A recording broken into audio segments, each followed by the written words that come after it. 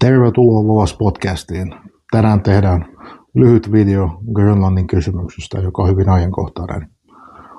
Onko Yhdysvallat sittenkin meidän turva Naton kanssa vai ei? Pohdiskellaan. Tervetuloa.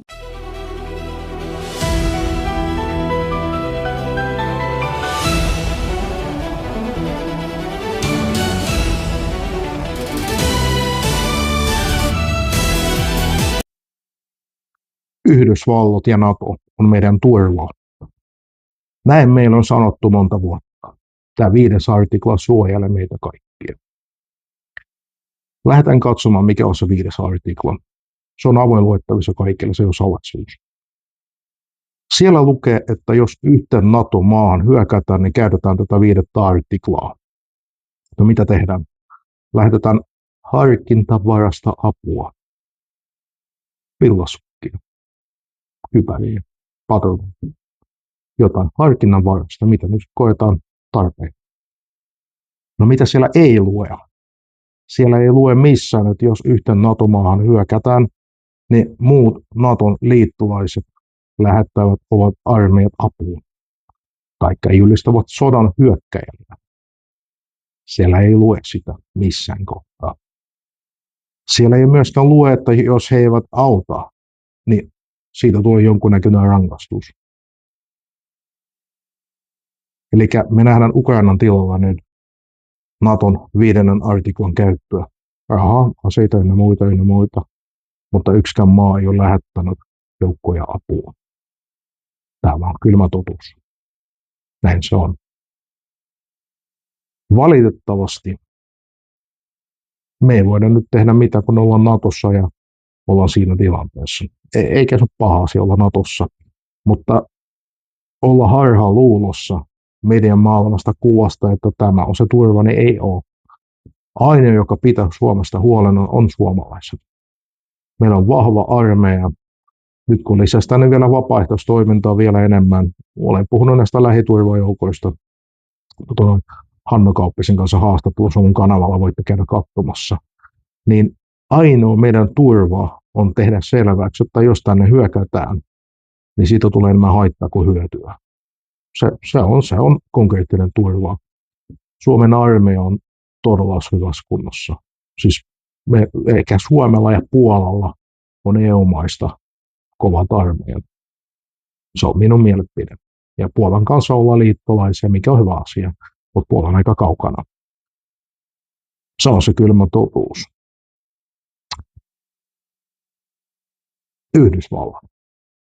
Konkreettisesti. Yhdysvallat sanoi avoimesti, että he haluavat Grönlantia, eli toisen NATO-maan maa-alueita.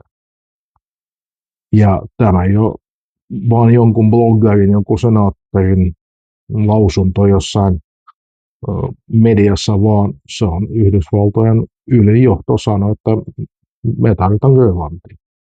Että me ollaan teidän liittolaiset, että me halutaan kaapata teidän maa-alueita. Minkä takia Yhdysvallat tavoittelee Grönlantia? Se on selvä. Jos joku ei ole vielä huomannut, niin maailman tilanne on muuttunut. Eletään uudessa maailmanjärjestyksessä. Mikäli joku ei tajunnut sen, niin nyt on parasta aika miettiä tätä asiaa uudestaan. Eli suurvallat määrittävät tämän tahdon. Ei kansainvälinen laki. YK ei toimi. Suurvallat pelaa omaa peliä, muilla on vaan paikkaa katsomossa, ei kehässä. Taas paltaisiin Grönlantiin. Koillisväylä. Eli kun Kiinasta lähtee tavaraa Eurooppaan, niin nyt me mennään Suezin kanavan kautta, missä husitit vähän ammuskelee laivoja ynnä muita, niin se on riski, se maksaa. Taas pohjoisen kautta se tie on lyhyempi. Eli lisää rahaa, turvallinen. Tämä on se tulevaisuutta. Ja nyt kun ilmasto lämpenee, niin pohjoisesta sulaa jäät ja luonnonvarojen louhiminen alkaa olla enemmänkin ajankohtaista tulevaisuudessa. Sotilaallinen läsnäolo. Jos joku katsoo pohjoisen karttaa, niin jos sinne laittaa ohjusjärjestelmään, mikä on sellainen kuplamuotoinen, se kattaa aika hyvin veneenkin alueen.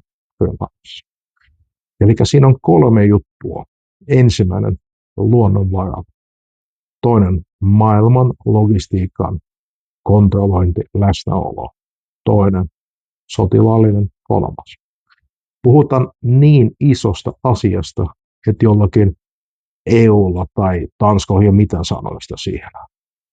Yhdysvallat voi katkaista suhteet EU:hun ja varsinkin Tanskaan, koska pelissä on paljon enemmän annettavaa kuin on häviä. Ja jokaisen pitäisi tämän sisäistä. No mitä me voidaan tehdä? Jos EU hyväksyy tämän, niin tarkoittaa sitä, että Yhdysvallat on kuningas, meillä on vassaali, enemmänkin orjia, koska voi tulla jotta maan. Koska vassalitkin pistävät hanttiin, jos niiden maat otetaan haltuun. Tämä on hyvin poikkeuksellinen ja vakava tilanne maailmanjärjestyksellä. Minun mielestäni Euroopan ja varsinkin Suomen johto on tehnyt virheen harrastamaan yksisuuntaista diplomatiaa. Vain Yhdysvallat ja Brysseli on oikeassa ja katkaisti suhteet muuhun. Meillä on nyt sanottu, että Kiina on se uhka, että Kiina pitää laittaa boikottiin, mitä mä oon nyt lukenut parin vuoden päässä. No Petteri Orpo nyt siellä. Kanada on allekirjoittanut Kiinan kanssa sopimuksen. Tilanne muuttui parissa viikossa. Nyt ollaankin Kiinan kanssa hyvä pata näköään.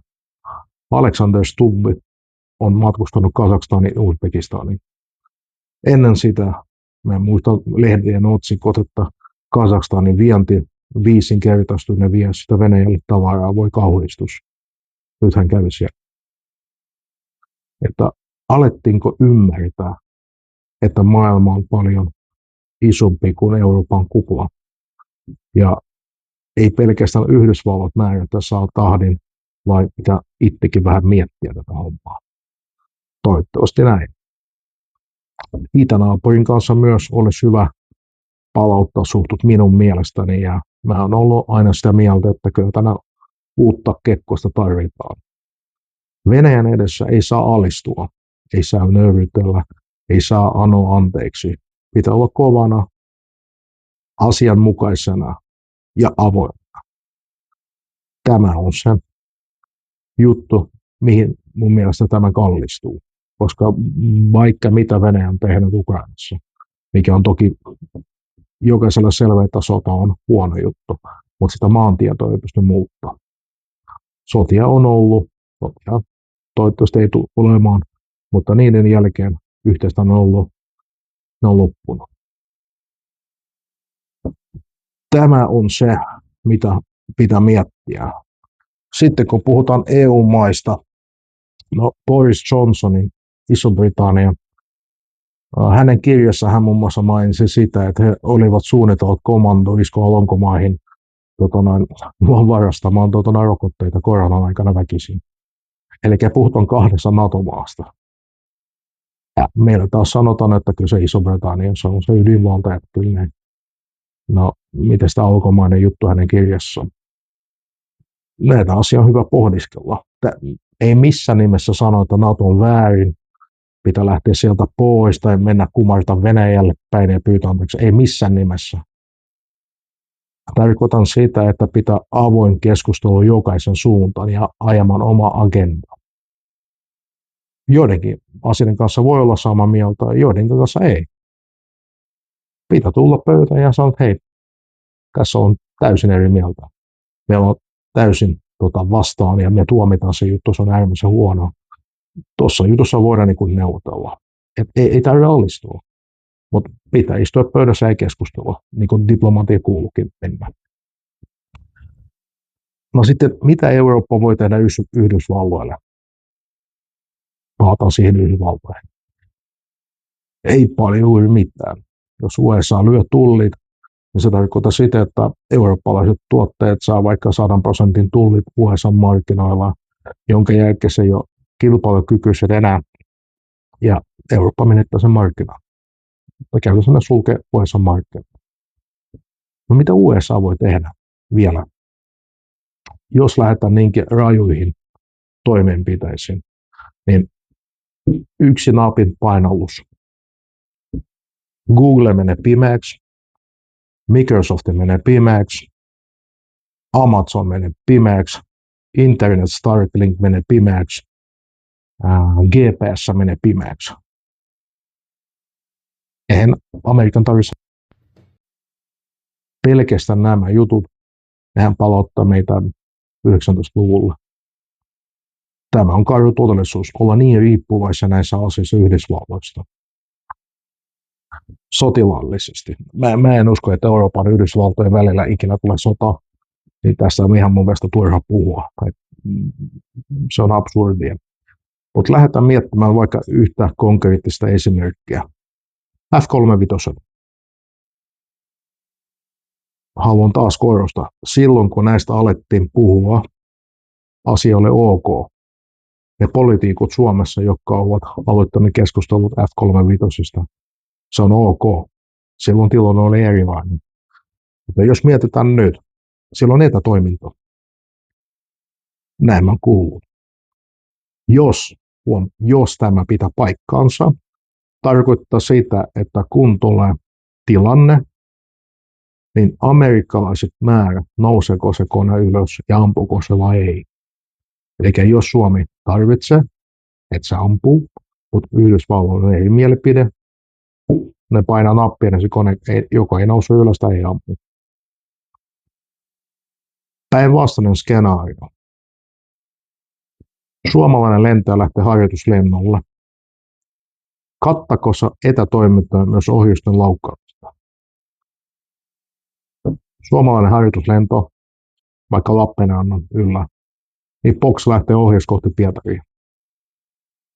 Suomalaisella lentäjällä ei ole mitään tietämystä, mitä tapahtuu. Kaikki data tulee näyttämään siitä, että Suomi hyökkäsi vaikka Venäjällä. Niin mulla on kysymys, onko tällaista mahdollisuutta näissä koneissa vai ei? Mä oon kuullut tätä, mutta mä en voi varmuuksi sanoa, onko se näin. Mutta mikäli siellä on tämmöinen mahdollisuus, se on aika karu mahdollisuus. En usko, että Yhdysvallat käyttää sitä. En usko, että ollaan ikinä tässä tilanteessa. Mutta mä sanon siitä, että mikä on mahdollista teoriassa. Ja pelkästään se teorian mahdollisuus on aika epämiellyttävä sisäistä, että tällainen voi teoriassa sattua. Joten toivon meidän puolustusministeriölle, että katsoo tarkkaan, onko siellä sitä mahdollisuutta vai ei, kun tilanne on tämä. Kysymys nyt. Mitäs jos Grönlanti meneekin amerikkalaisen haltuun? Mitäs sen jälkeen? Kuka on seuraava? Vai onko se, miten EU suhtautuu tähän, varsinkin Suomi? Henkilökohtaisesti minua ei paljon kiinnosta, miten EU siihen suhtautuu, minua kiinnostaa, miten Suomessa siihen suhtaudutaan ja miten tähän reagoin, koska minä asun täällä.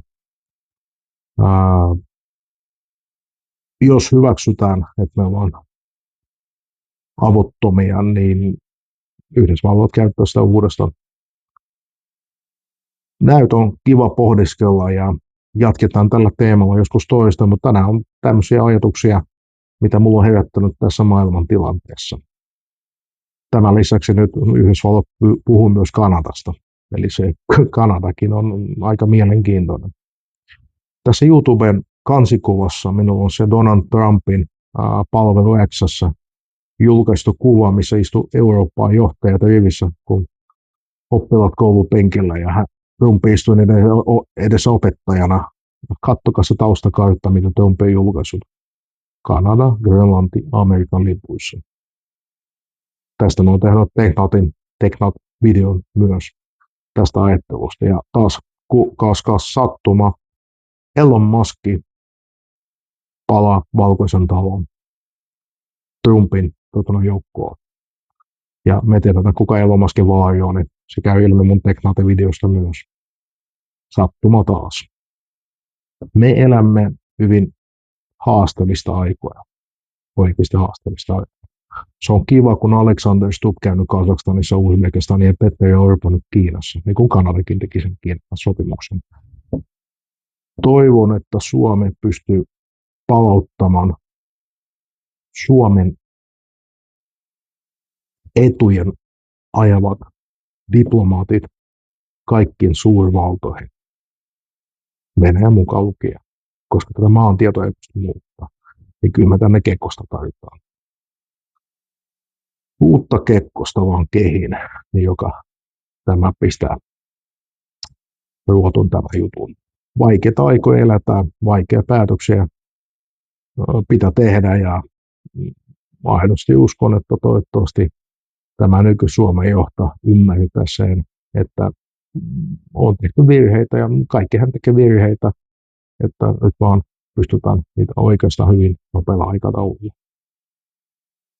Kiitos kaikille. Toivottavasti ensi kerralla palataan paljon positiivisempien aiheiden kanssa myös. Mutta nämä on mikään nyt herättää huolia ainakin minulla. Kiitoksia kaikille.